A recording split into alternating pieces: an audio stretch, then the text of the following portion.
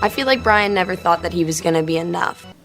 Hello and welcome to True Crime Rocket Science, the most authentic voice in true crime. In this episode, we're going to look at how Gabby was scrimping for cash.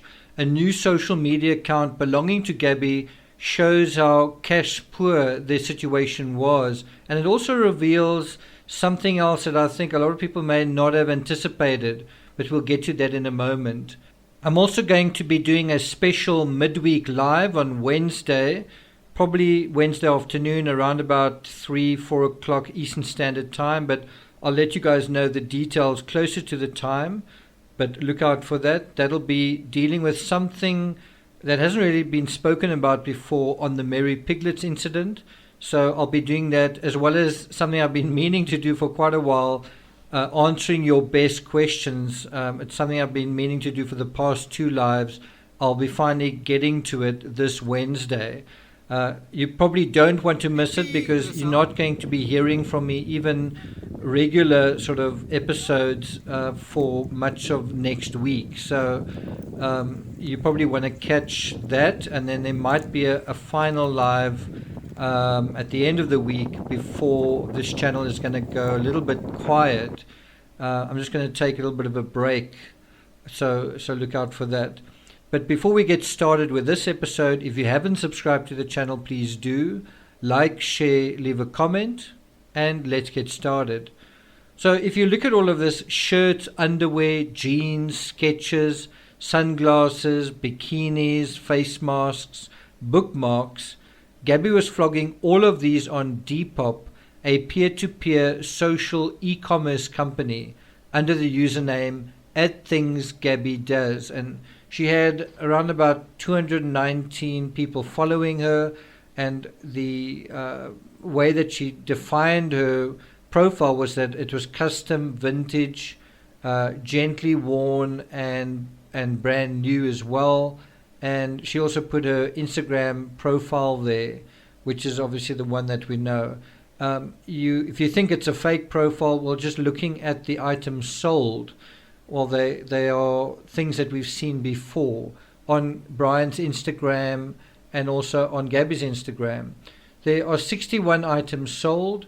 The most recent item was listed for sale just 5 months ago. In other words, around about May or June 2021, just prior to them departing on their summer epic in early July. The buy and sell platform, also available as an app for one's phone, shows that Gabby was also trying to sell Brian's creations, and I think this adds a very interesting element to the dynamic, especially the financial aspect that perhaps people haven't really thought about or anticipated. And so if you look at some of the items sold, you can see it's something that feels like it comes from Brian's Instagram. You can actually see what this was done for. Those leaves and everything, it was meant to put on Depop, and then I guess they put it on Instagram as well. But it is a Fight Club branded bookmark. Gabby writes, custom order Chuck Palahniuk. Sorry, I'm not sure if I've got it right. Custom designed bookmarks. I think it was a custom order, and that's why it's there. And then in some instances, you can see that both of them, both Brian and Gabby, 2 artists, likely collaborated with one another, such as with this T-shirt. Gabby did, I think, the design for it, the colors and all that, the background, whereas Brian used the lino cut to print the sort of alien on it. And then Gabby also provides bizarre designs, Instagram profile for anyone who wants to contact them regarding orders. So you can see that they were actually collaborating as well. And then in some of them, if there were collaborations, in others the art was all Gabby's. And I especially like this one. I have felt quite a long time that Vincent van Gogh is part of their artistic inspiration, and I haven't heard anyone else talking about that, but I've certainly noticed little glimpses of Vincent van Gogh in the social media, in the van, in the tent, but this is the clearest indication yet that Gabby was a fan of the troubled but popular artist.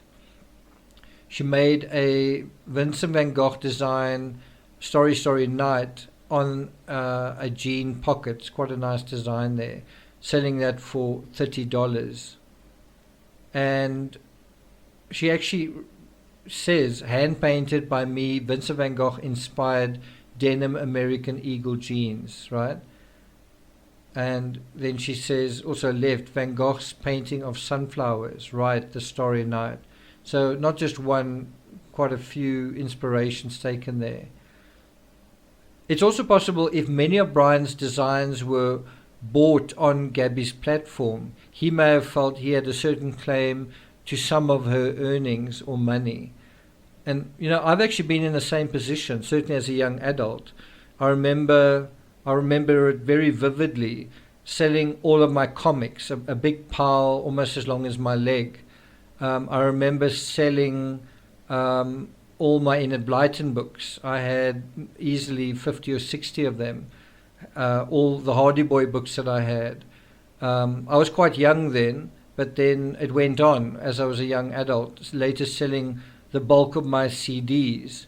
Throwing Copper, I remember, was one of them, live Throwing Copper, but quite a few CDs. I don't really miss them today. If I had CDs now, I wouldn't really be using them, but I remember it being quite heartbreaking then, trying to, just specifically selling these CDs at incredible discounts in order to finance what I needed to finance. At that stage, I was doing quite a lot of triathlons, and the equipment was expensive, travel was expensive, the whole sport was expensive. I think even as recently as about 10 years ago, I remember selling half of my library, half of my book library, including some thick Bible-sized Harry Potter books that I wished I could have kept. And so that is where you are when you have big dreams, but they're expensive and you don't really have the resources to finance them. You're not financially resilient. And so kudos to them for doing this. It is quite entrepreneurial of them. But, when you're selling things for $10, $5, $7, $8, something here and there for $10, $20, how far is it going to get you? And so let's just look at some of these other items that have got a very Brian sort of brandedness to them, including face masks and bookmarks that you can very clearly see comes from Brian's Instagram. The most expensive item listed was a pair of Ava super skinny jeans for $100. I think those were Gabby's jeans, and the cheapest, a Hellboy branded accessories bag for $5. The 61 items Gabby listed on her account were all listed within the last year, and so you get the idea that they were specifically put up to raise money, to raise cash for the summer epic, for their van life experience. All items sold and totaled, I counted it, $1,320.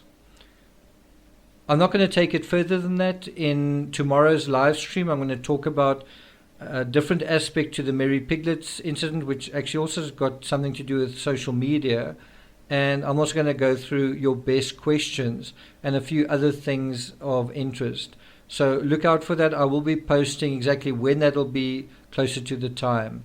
Thank you for listening, and I'll see you guys next time.